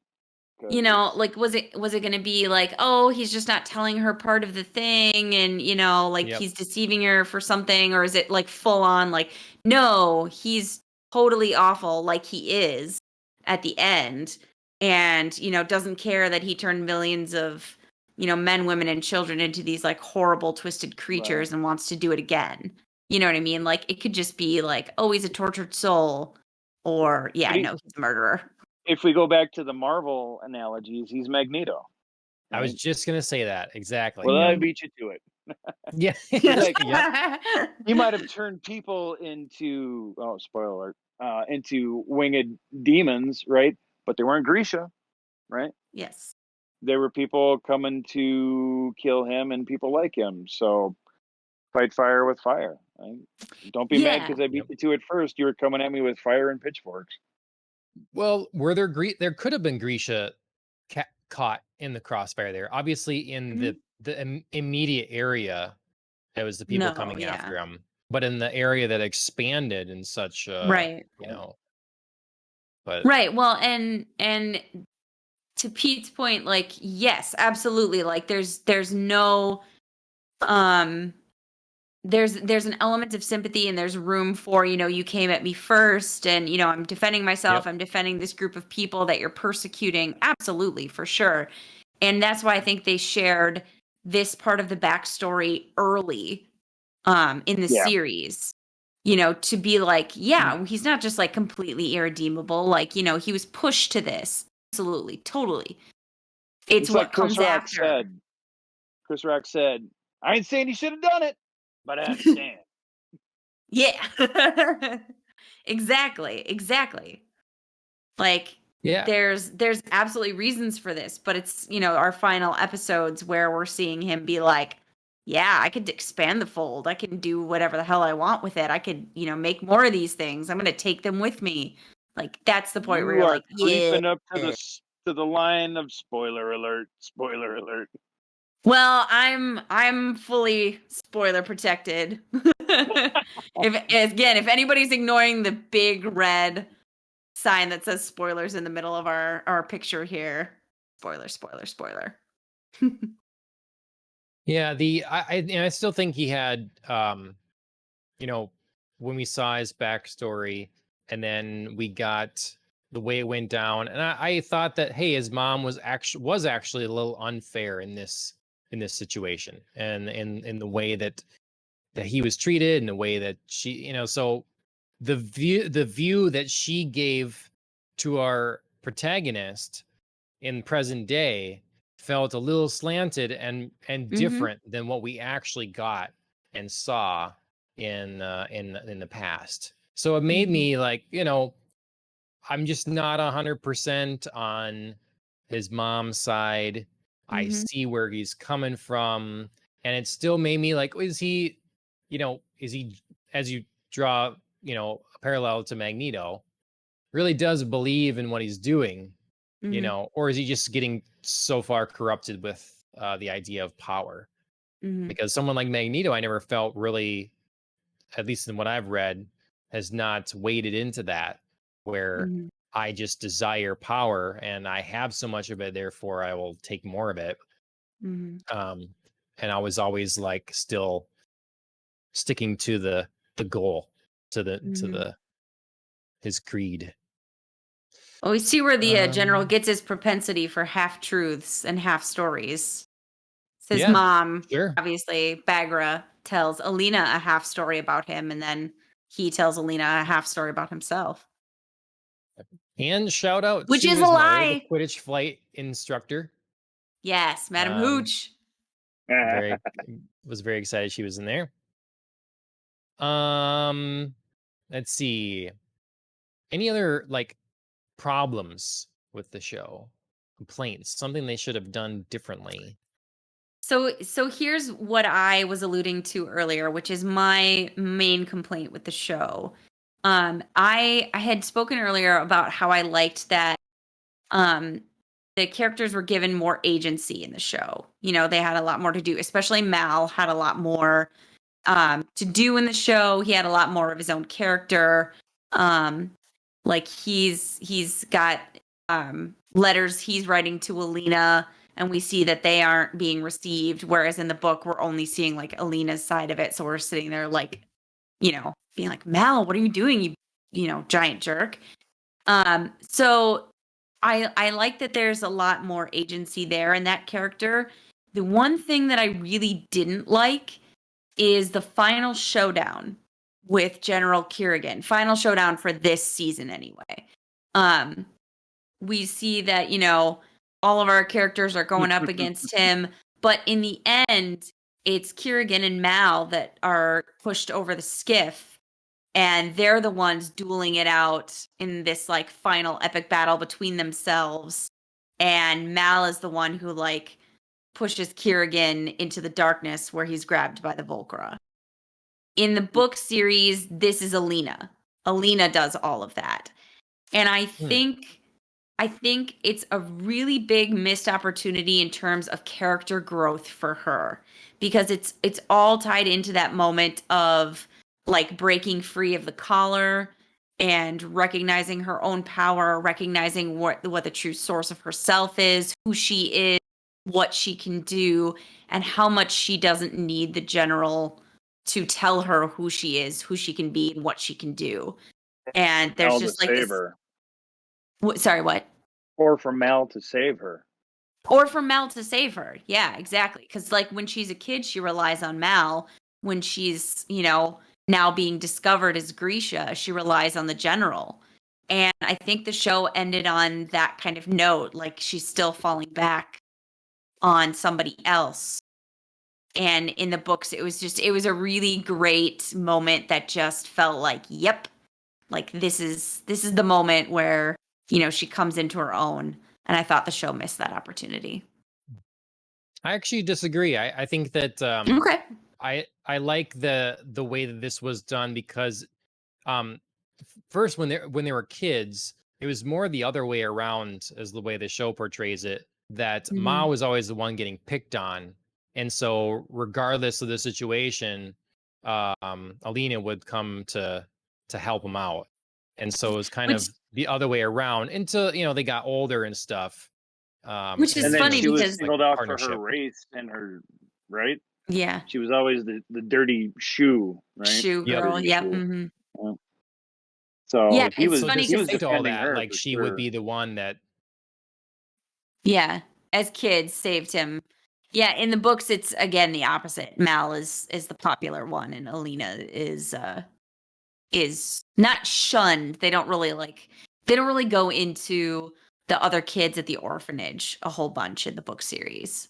okay. Yep. But Mal is still like popular the whole way through, and it's Alina who's kind of the outsider.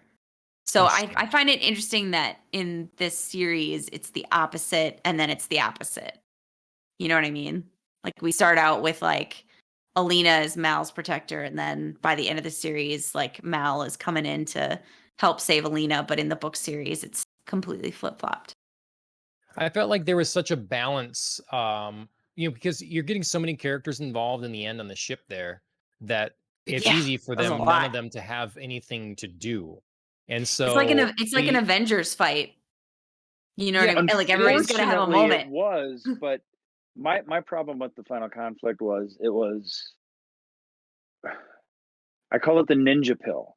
There was a lot of movies where the protagonist is a complete bum through the first 95% of the movie, and then someone finally does him or her wrong, puts them over the line, and in a fit of rage, they're Mm, suddenly able to take out the Green Beret 27,000. Squad. Yeah. Yeah.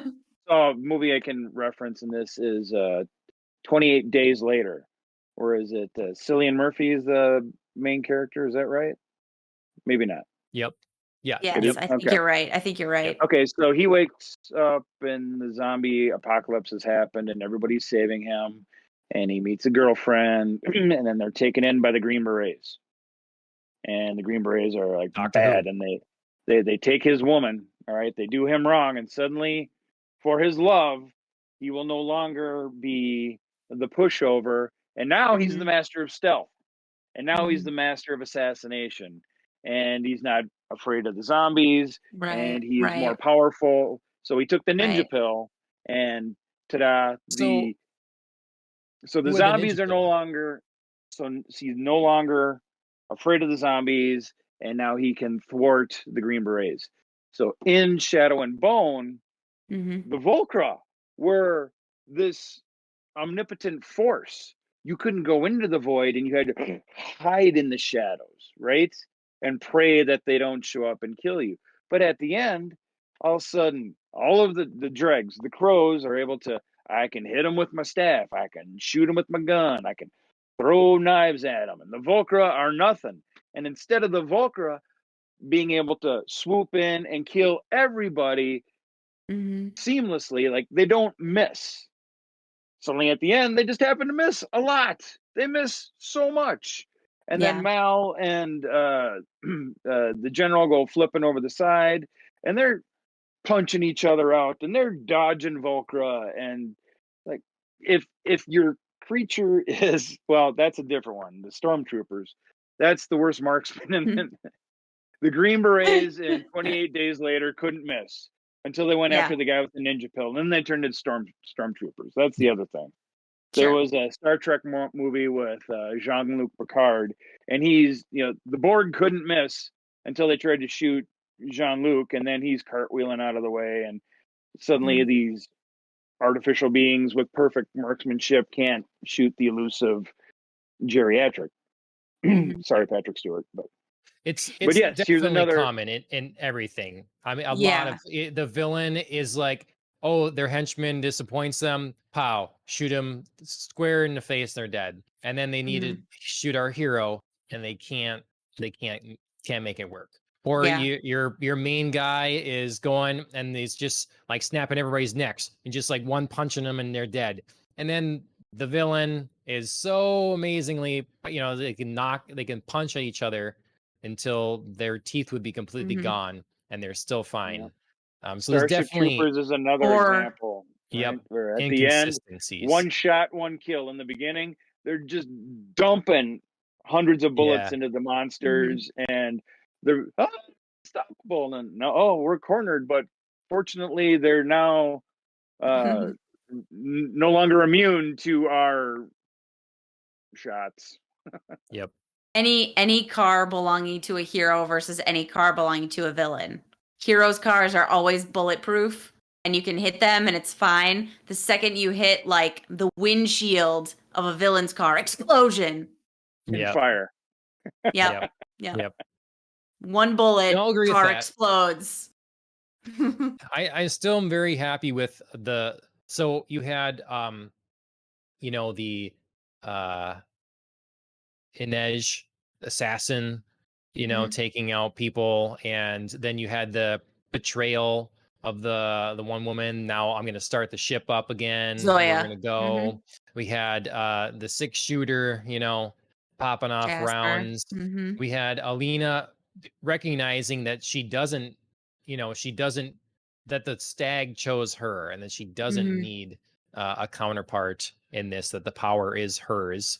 And then Yeah. fortifying the only way they can get through to safety is the tunnel of light and stuff. Mm-hmm. And then Mao paying off for otherwise he'd be there and useless. So he gets the payoff of the very first thing. One of the very earliest things we see in the show is him fighting.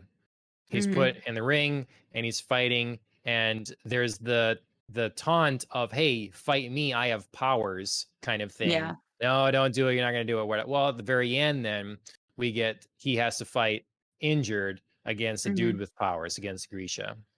Right. And so everybody feels like they get something satisfying. Mm-hmm. Otherwise I feel like if it was the other way around, they'd have to start removing people from this ship, start taking important people off, and that they could have Well, done, It comes down to and that's execution, though. Like if we can believe, if our suspension of disbelief isn't violated, and there's a way Mhm. that we can understand why these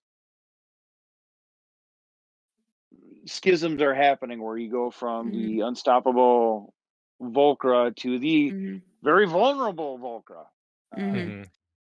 Well, I think Yep. that's something that's more easily resolved in the books because with the final scene, it plays out a lot of the same where the general um is or the Darkling as he's called in the book series is using Alina's power to create like a tunnel through the fold right up until the point where Alina, kind of controls her own power and then is like, yeah, I'm going to keep this like tunnel going, but I'm going to keep it going for me and Mal and like 2 other people. Lets Okay. the shadow into the other part and the Volcra pounce with the accuracy and start Yeah. tearing into everybody else, including the general / the Darkling in the books. So she becomes like Bruce Leroy in was it The Last Dragon, and she lets her soul glow. That's a deep reference for anybody who watched kung fu movies in the 80s. But yes, Sorry, I at the didn't end of pick the up on movie, that one. the protagonist Bruce Leroy finally believes in himself, and he realizes he is the master. He's been searching for the master. Yeah. So in this instance, Alina gets her soul glow, right? And Yeah. she master, and yeah. So Yep. yeah, they But ripped it all off from Bruce Leroy. No, but I'm it's kidding. it's a lot easier to, I think, to swallow in the book series just because like it does make a lot more sense. Like you don't have to protect an entire ship full of people and like make it so that Jasper, the 6-shooter, is able to just like pick off Volcra, and Inej can, whip out the knives and whatnot. It's a little bit easier because, of course, again, it all comes down to Alina, her one power, and she's protecting herself, Mal, and like 2 other people. It's just like, yeah, it's a lot less complicated. I could have been okay with that different setup or different handling. I think that they didn't need. I thought it was maybe a bit foolish, and they didn't need to have Kaz and everybody sneaking on to this ship. That seemed like a foolish move to begin with. So I think if you had removed them from the situation and you'd had the one like general or whatever turn, and so it was just Mao as a stowaway, this general, and the people that the envoys, the onlookers killed and stuff, and then just basically doing a line and someone kicking the general into the darkness or something. Yeah, the crows could have gotten to the ship another way, I felt like.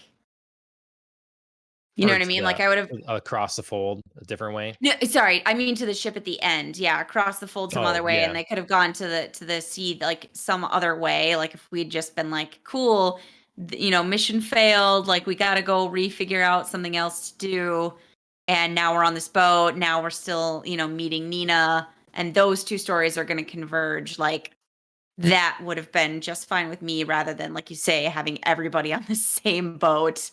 I love the happy coincidence. Let's not make it too complicated. Let's have all the action happen because S is going to go down. Come on now. Let's get it going. Ultimately. But now everybody's on the same ship again. No, you know what I mean? Like everybody's on the same ship. If anybody is looking for these people, they're all right there. Ultimately, all sharing an Uber. Like, they are.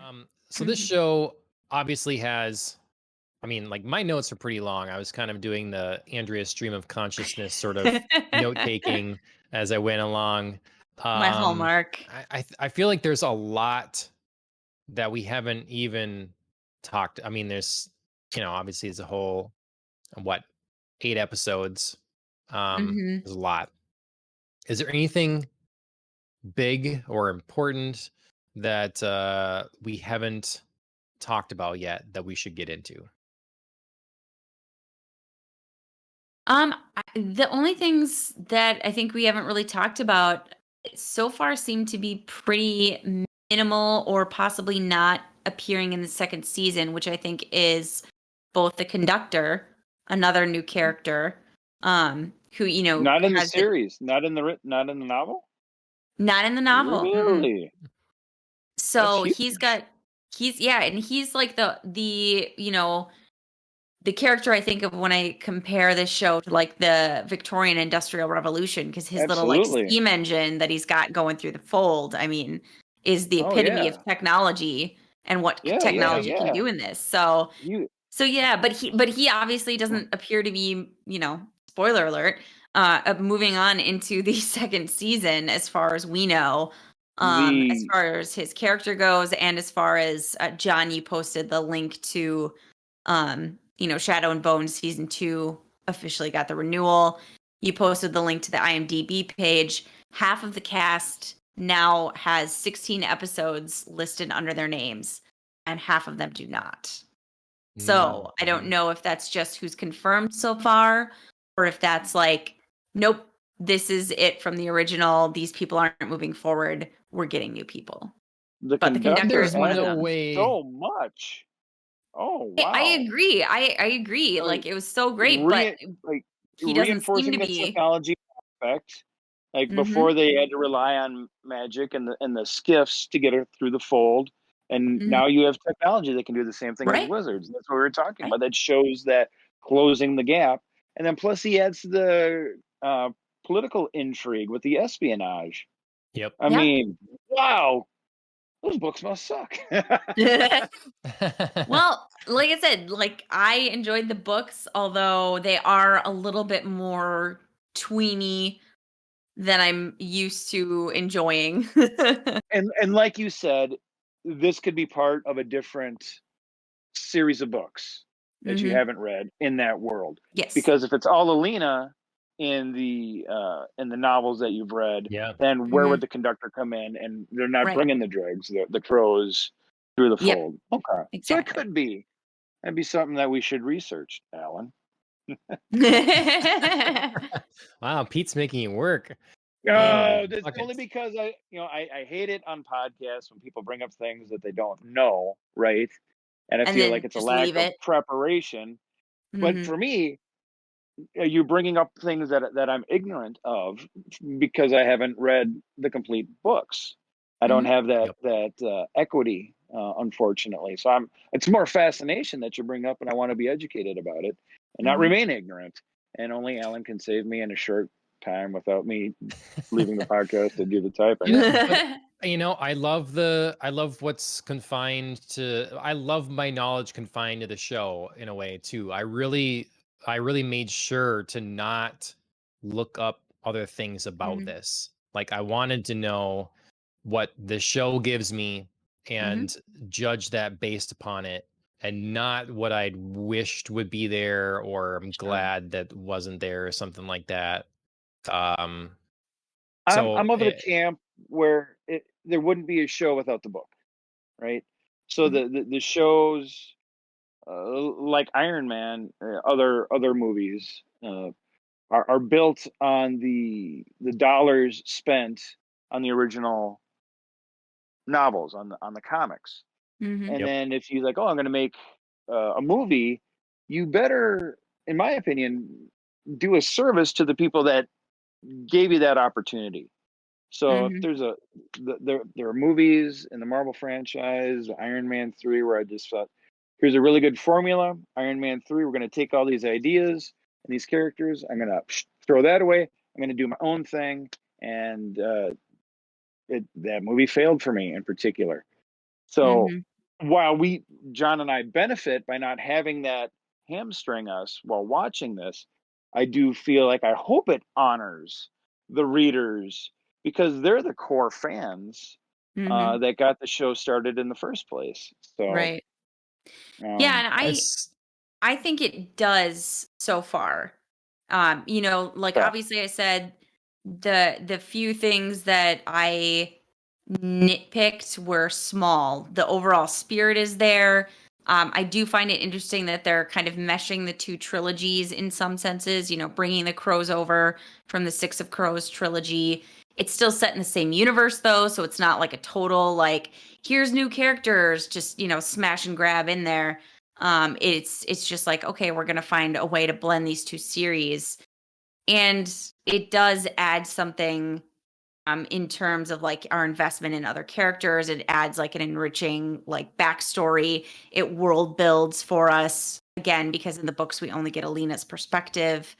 So it does bring something to the series. And I think it's nice that it stays true to the essence, even if like there were some things I didn't quite appreciate. They were small. Nice. At what point do we tell the viewers, the listeners, that they weren't really technical difficulties? We just had to take a couple bathroom breaks. As far as I had to go take a couple more shots, right? Johnny needed a refill. Yep. Just going over, I completely I said earlier that I was going to talk about it because I had things to say. So we'll have to save it for another time, I suppose. But yeah, Big I didn't Lebowski. talk about the Big Lebowski. Yeah. Yeah. My drink just reminding me again. Well, we're gonna have to read Pete's like whole treatise on the subject here, and then like really get into it. Because I think it would be doing a disservice to like know that it's out there, like know these like Pete's obviously got strong opinions, and we just like gloss over it in like a 5-minute review. Well, let me just say, I went into it with, despite being excited for the actors and having heard such good things, I went into it with like mild expectations, and I really liked it a lot. It was very good. It exceeded my expectations, that's for sure. I think you will enjoy it even more on a second and a third and a fourth viewing. That's been my experience. Like Agreed. I could sit down and watch it just about any time, cocktail in hand or no. Hmm. Enhanced, Yeah, was Alan? in Enhanced? hand. In I'm confused. Oh. Enhanced, is there an enhanced edition of The Big Lebowski? Or am I missing something? I think Okay. he's making Joke. a daintily applied Ah. chapstick reference. Uh-huh. Yeah. Yep. Probably. Probably would be only enhanced for sure. Remember, Yeah. Alan writes the jokes. Yeah. And John doesn't All get right. them. Nope. We've all got Nope. our roles on the show. That's right. Got to play the part. Comes naturally for me. John's like so Um, innocent and naive over here. What does he mean? Is it enhanced? Is it digital Blu-ray? I mean, Yes. yeah, yep. Yes. All right. I It was won't. Zach I won't make this. Galifianakis who said, people are always like getting on my case, because, I daintily apply chapsticks before every show. I like that. I haven't heard that one before. I'm going to use that though. Well, I ripped it off from him. You feel free to rip it off from me. Zach I will, Galifianakis sir. joke.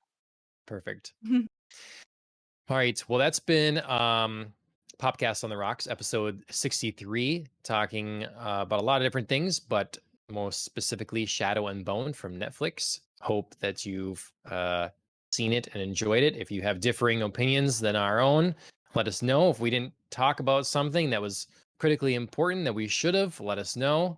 You can find us on Twitter, Facebook, YouTube, here on Twitch, all that sort of thing. We would like to thank our guest Peter, who for the video watchers is showcasing something. Is there anything that you would like to specifically plug or let people know what you're up to No, or where to find you? if you enjoy science fiction, fantasy, horror, I do have some short story anthologies on Amazon.com. Just look up Peter J. Gilbertson. I just showed a poster that I have for Vampire Autopsy and other tales. If you are interested in that kind of thing, check it out, and I think you'll enjoy. We are. I have read all of them. I can suggest all of them, and we're hopefully having a show coming up at some point to talk about that a little bit. And so Well, I look can't forward to wait. that, everybody. Yeah. Yes. John Thank you gifted me both. the entirety of your works, and I'm excited to get started reading them. Wow, you got the opus. Nice. That's right. That's right. I've got your whole oeuvre going on. Well, this is fun. Thanks for inviting me. I appreciate it. Glad Yeah, you you could bet. come on. Yes, I will digital sign your book. I love it. You just Alan's a sign the back fan. of my iPad. Yeah. You got it, Jack. Yeah. Thank you to Killing the Flower for our theme song. You can check out their works on Spotify, YouTube, and Instagram. Thank you very much. And that'll do it for us. Thanks again for joining me, Andrea. Of course, as always. Cheers, everybody. Cheers.